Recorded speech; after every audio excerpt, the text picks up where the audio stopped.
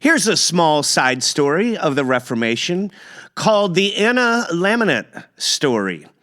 For anyone visiting my channel or watching this series for the first time, I'm using the acronym TUPPER to let anyone know that these side stories are related to my series called The Untold Story of the Protestant Reformation. Well, in the early 1490s, there's a young girl by the name of Anna living in Augsburg, Germany. And for those of you that watched my series, I told you that Augsburg was one of the richest cities in all of Europe. Anna is a bit of a floozy. However, Anna doesn't just sleep with anyone. She's sleeping with the wealthy and noble class. And like anything, if you sleep with enough people, you're bound to get caught by a jealous boyfriend, jealous lover, or jealous wife. When Anna is nabbed for her promiscuous behavior, she is first pillared. And what that means is they put her face, her head, and her two hands in this big flat board that restrain her. And then they put her in the middle of town square where the townspeople can yell at her, they can throw objects at her, they can spit on her, whatever they want to do. You've probably seen these boards at Renaissance festivals where you can put your hands and your wrists in one and get your picture taken. Well, after Anna is pillared, she is beaten and kicked out of town. A couple years later, Anna is allowed to come back to Augsburg for some mysterious reason, probably a past lover or someone who wanted to see Anna again. And she is allowed to stay in a monastery, a convent, and I believe it's the Carmelites of St. Anne. It's a homeless shelter where Anna can stay there and live. While staying at the shelter, Anna learns to live an ascetic life, much like the nuns that are around her. She becomes so pious and abstinent that she stops eating food altogether, except for the daily Eucharist. This extreme form of fasting halts all her bowel movements or bathroom requirements altogether. Soon, word spreads about this woman who doesn't need to eat or go to the bathroom, and they call her the hunger martyr. And all of a sudden, she's starting to get gifts from all the wealthy across Europe who want prayers from her. She's starting to amass a small fortune. She's even attracted the attention of the Holy Roman Emperor, Maximilian. Maximilian's wife, in 1503, wants to lead a penance procession through Augsburg, where the hunger martyr, Anna Laminit, is the guest of honor in the procession. This kind of stuff goes on for several more years. She's a major celebrity. And every year they add one to the miracle for her credit. Oh, the woman who hasn't eaten in 8 years, or the woman who hasn't eaten or gone to the bathroom in 9 years. And it goes all the way up to 14 years.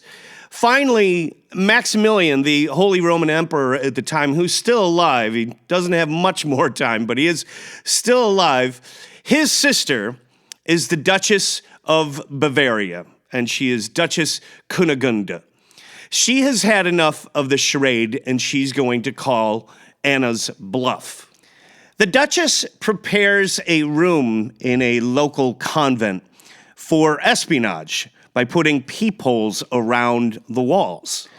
So the Duchess invites Anna up to the convent for a couple of days and goes along with the ruse. But every time Anna goes into her room, the Duchess and her spies scurry off to the peepholes to see what's going on inside. What they find is Anna's got food stored all over the place, under the mattress, behind the bookshelf. They got it. She's got it all over the place. And of course, she is going to eat. They also notice that Anna does go to the bathroom. She does defecate into a cloth and throws the cloth out the window. When they've gathered enough of these cloths, they confront Anna with the truth. Her punishment is kind of a light sentence. She's just not allowed to say that hasn't eaten or gone to the bathroom in 14 years, and she can no longer tell anyone that she's the hunger martyr. She also cannot be in the presence of the Holy Roman Emperor, his wife, or any of his family members. They don't want to see her ever again. When Anna returns to Augsburg, predictably, she does not stop with the charade or the illusion that she is the hunger martyr. Holy Roman Emperor Maximilian finds this out and wants her banished from Augsburg, as well as all her possessions taken from her. At the same time, the hunger martyr has been still continuously sleeping with wealthy merchants, and she is now pregnant with one of the wealthiest merchants in Germany, a man by the name of Anton Welsner. Well, Welsner doesn't want to marry the hunger martyr, but he will pay her alimony for his child. So Anna moves to Switzerland and marries a new man who's a crossbow maker. I think his name's Hans Bachner. But Anna certainly doesn't let the wealthy merchant in Augsburg know that she's married to a new person, nor does she let him know that their child, Anna and Anton Welsner's, their child has died. But her new husband, Hans Bachner or Bachmann, he's got a child of his own from another marriage. 6 years goes by, and the wealthy merchant in Augsburg has no idea that his child has died, and he continues to pay a very large alimony to Anna, who's living in Switzerland. When it comes time for their child to go to school, Anton Welsner wants Anna to send the child up to him.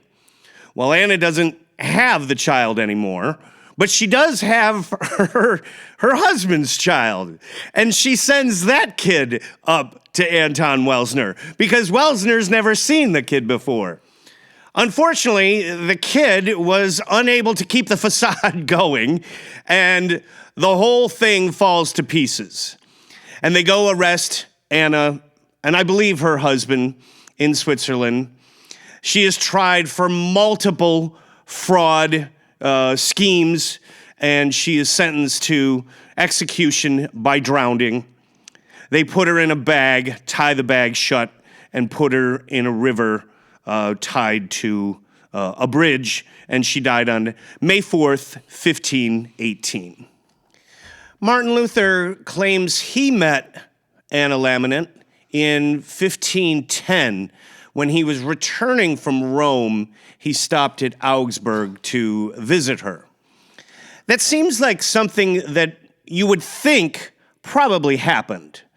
Although Martin Luther's trip to Rome has been a subject of debate for 500 years. Many historians claim that that was a fabricated lie by Martin Luther. And there are several reasons why, but I'm not going to get into it in this video. I hope you like this side story. Have yourself a good one.